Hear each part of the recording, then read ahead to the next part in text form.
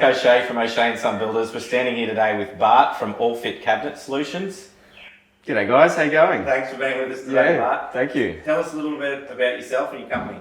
I've been a cabinet maker since I was 17 years old. It's a while ago now. Yeah, I know, I'm getting old. You know, the wrinkles are from smiling, not from being in business, you know. So I've been most of my life been a cabinet maker and started my own business about 10 years ago. Yeah, and that's pretty similar timing to when we started to work together. Yeah. You've been working with us now, I reckon, for 10 years. Yeah, Nick and I started on a smaller project that Nick built up in Mount Gravatt, and a lot smaller than the houses he's building now. A lot easier from our perspective, but we've enjoyed the ride. Yeah, it's been good, mate, and the progress that we've been able to make together with the change and changing the environment that we're going through as well has been really good. But I guess what we wanted to do today was sort of get together and have a bit of a chat about some stuff that people need to be thinking about when they're designing their new home, designing their renovation, the new kitchen, their bathrooms. You know, we're finding a lot more and more there's more and more cabinets in these homes that we're building.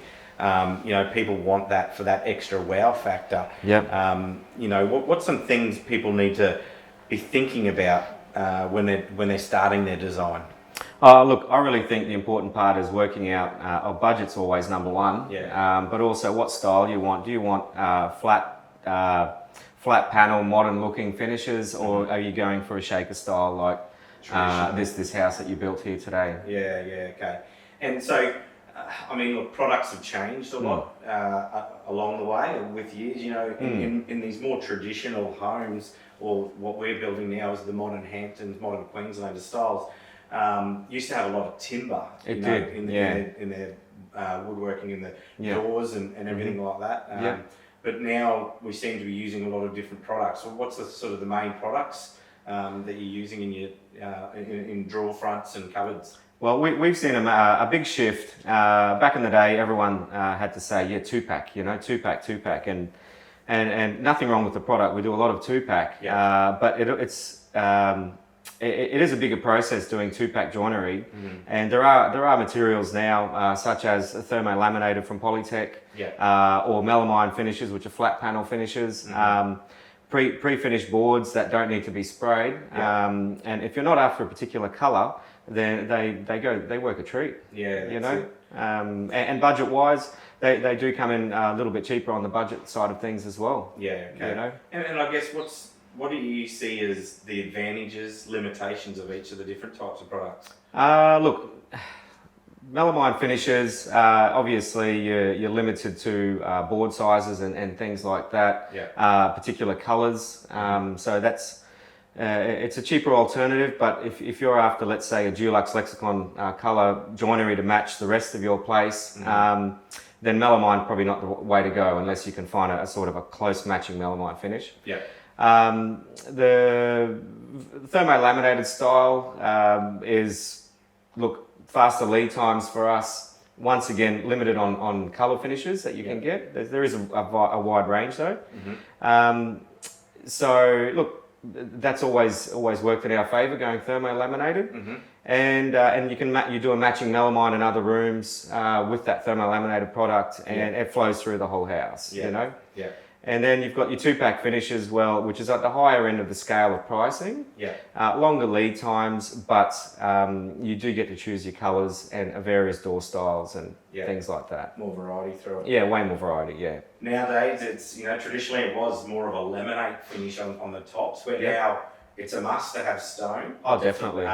So what sort of lead times on some of the stone? So once cabinetry is installed, the stone will go in 7 to 10 working days after that, depending on how intricate and technical it is. If you're going for 60mm build-up stones and things like that, it can go to that 12-day lead time. I would highly recommend going the stones these days. Laminate's got a warranty on it for 7 to 8 years. Some guys offer 10, where a stone warranty will be 15 to 25 years. It's a lot more denser, a lot more user-friendly. And the prices come down quite a lot of it on it now with the man-made stones. And so I guess that leads us into another area is with the stone. We're seeing like you mentioned, traditionally a lot more of a build-up, a thicker stone. Yep. We were seeing a lot more now really thin line Exactly. stone. You know? Yeah. So what sort of stone is that? How they can achieve that? Well, you'd go with a 20mm man-made stone. Yeah. Achieves that thin look. There are a lot of porcelains on the market now, Yeah. and so porcelain is basically a very large floor tile as such. Sheet sizes come up 3 meters to 1600 wide. Has its pros and cons as well. The porcelain, we don't do as much of it as we do the man-made stones. Yeah. So definitely 20mm stone. Some people like to build up the island benches to 40mm and 20mm everywhere else to number one, save a bit of cost. Yeah. But also to make the island the feature. You know. But yeah, look, there's a variety of bench tops on the market. Yeah, and I guess that is something that we do often recommend to people is, you know, let's make your island your showpiece, your centerpiece in your kitchen, and you spend a bit more, and you can, you know, go to that more of a deluxe range in the stone on it, and then, you know, drop it back to whether it's, you know, thinner or a like stone in the other areas, and then even sort of then when you go to the likes of your butler's pantry, your laundry, you know, your vanities, those sort of things, you can use stones that are just not as expensive. Exactly. So to help try to find some of those savings. Yep. Being able to use like ones to try to help people work towards people's budgets a little bit more. Yeah. Is trying to use some of the laminates in the same colour. Yeah.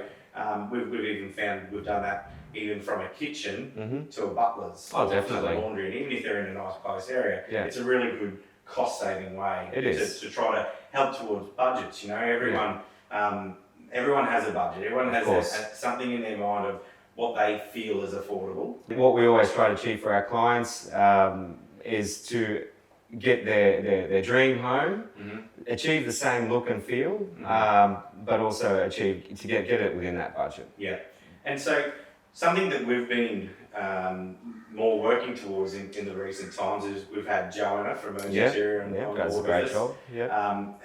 Who does take that time to come up with a design, to work with our homeowners, to work on specifications, finishes, and that, so that I know you work closely with her. Yeah, we do. Tell us about how that's really helped your side of business. Joanna's got a lot of design flair about her, and she knows her products very well. We tend to use Polytech because they cover a wide range of different finishes, materials, and the service that they provide for us. Yeah.